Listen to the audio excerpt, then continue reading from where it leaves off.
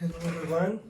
It is an honor for me to be here with Dr. Larry Arthur Bianto, a graduate in economics from the University of las Islas Baleares. Tres más el tlapazo. Okay, we are here with Chuy.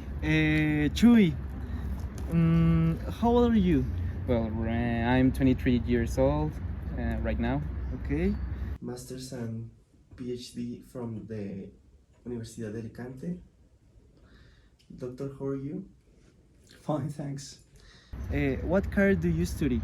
Okay, right now I'm studying economics for University of Guanajuato, as you can see. Perfectly.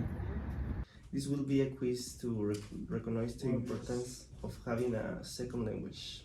First,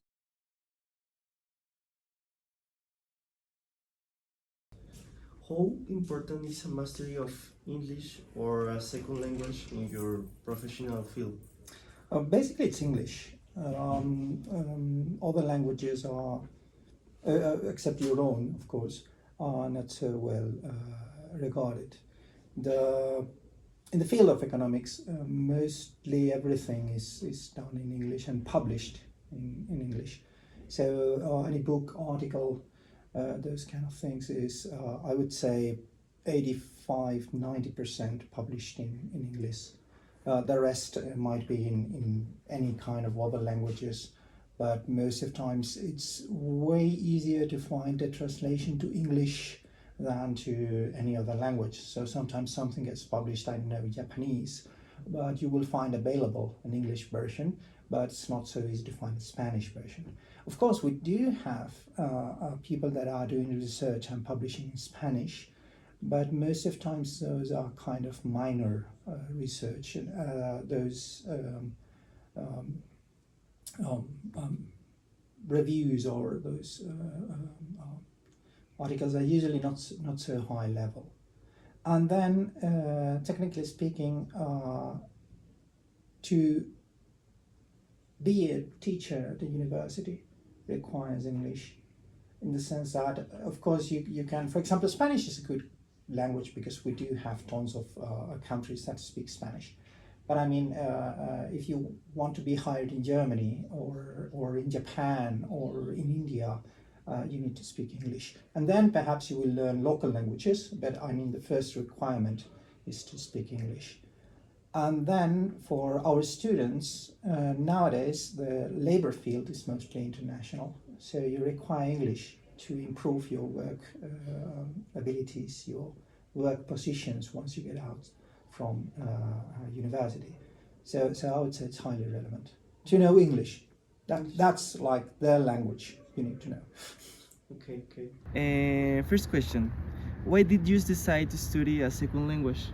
Well, maybe when I was young, I've been thinking like what I'm going to do on my future, about talking about a job or something like that. Oh. And I've been thinking like, what does fear watch or so in a person is like if he or she dominates a second or even a third language. And that's why I've been practicing and learning English, because it's one of the most important languages in the world for me. Okay. Good answer.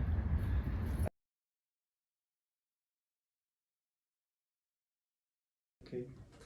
How important is in your opinion, what are the biggest challenges faced by non-native English speakers in the workplace? That of course depends, but the first one is to get a good level of English, of course. But I would say the second one is that mostly what we speak actually is kind of, we can call it globish.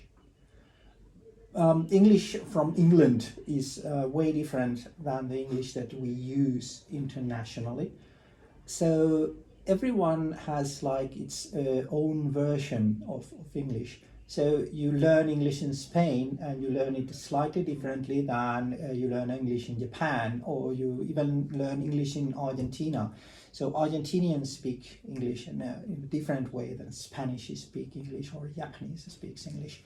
So we need to understand that. and we need to be able to realize that sometimes we are not meaning the same thing when we use the same word, because we all came from different backgrounds that is different from England or United States, being England and United States, the two countries that do have English as a native language, with differences, because it's not the same thing, the English in the United States and the English in England or Great Britain.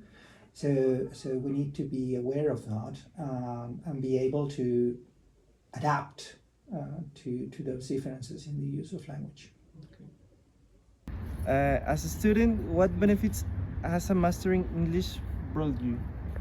Well, maybe as a student right now, I've been watching it on classes, because a lot of teachers gave us like lectures or something like that in English, and it's kind of easy for me to understand that lecture and make my homeworks or make some works. Oh, perfectly.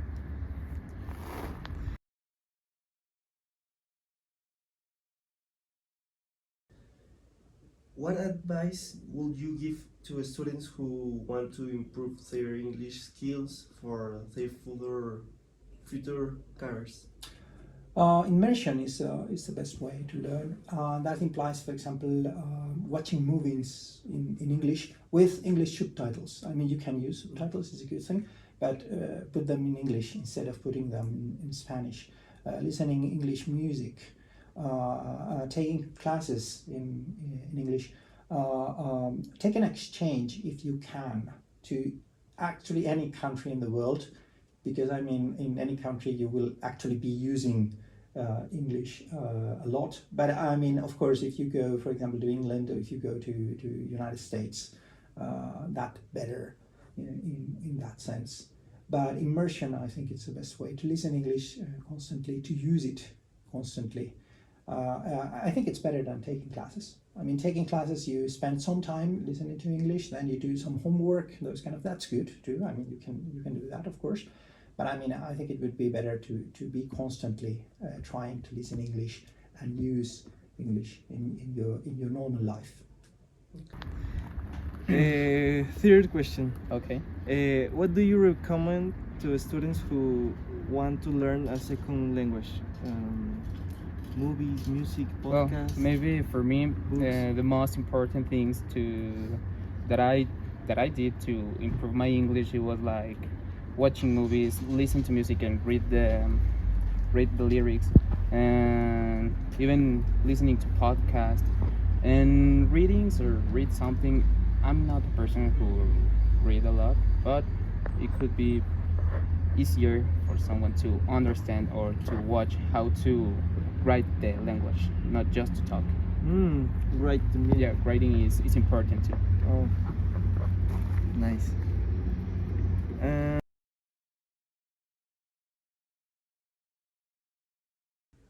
How do you see the role of English evolving in global academic and business environments? I still is the dominant language, it still is a reference, and it's holding that position quite strongly. But I see an advance in the use of other languages. So I see a future where English is still going to be relevant, but other languages are going to be more present. Spanish is one example where Spanish is gaining ground in several areas. And Asian languages are also gaining ground in the fields. So perhaps in the future we will see the necessity of speaking just English and then, for example, Spanish is an incredibly good combo because Spanish is already gaining ground. So Spanish and English is nowadays the best combo. But Chinese might be becoming more and more relevant. And that implies a higher complexity in those relations, in the way that perhaps it's not enough just to know English. You will perhaps need to know also, I don't know, Chinese or Hindi or something like that, depending on the evolution of those things. But I see that English is not so hegemonic than it used to be. I mean, it was like English was the only international language, and now it's still the most relevant one, the prevalent one, but I see other languages gaining ground. Other languages. finally, what caused you the most in your learning process? Something for me right now, in that moment, it's even difficult for me. Is like learning or the vocabulary in general, because you need to improve your vocabulary constantly, and if you don't have any word, you need to search or looking for another word that is the same or has the same meaning. And if you have an extensive vocabulary, you are not supposed to search or looking for another word. So I think that the most difficult thing for me is the vocabulary. Okay, perfectly. Dr. Isal, thank you for your time. Thank you very much. Thanks for your time, Chuy, No. and thank you. Goodbye.